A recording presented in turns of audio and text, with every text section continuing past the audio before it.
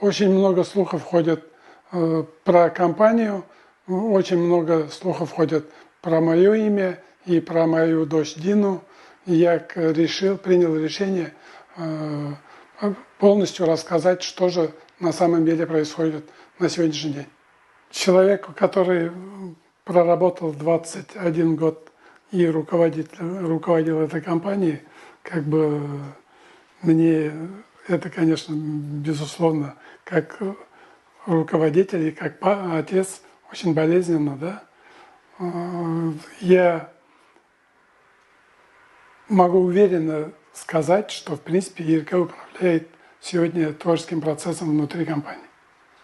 Это факт. Я знаю все инструменты внутри компании, я знаю, как компания работает, как работает телевидение, как работает радио, как работает концертный отдел. Творческая составляющая ИРК имеет огромное влияние.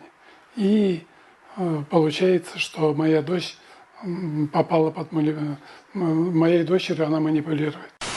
Надо понимать, да, почему это происходит. Тут ИРК отстаивает свои интересы.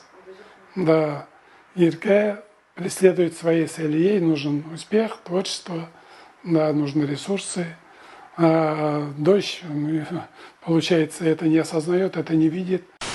До меня доходила очень крайне негативная информация про эту певицу. И мне было некомфортно то, что такая певица управляет творческим процессом и манипулирует руководством татарской медиагруппы.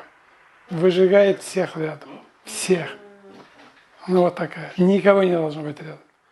Только она должна оставаться. Таким образом, вот у нее компанию именно с этими акционерами спасти невозможно.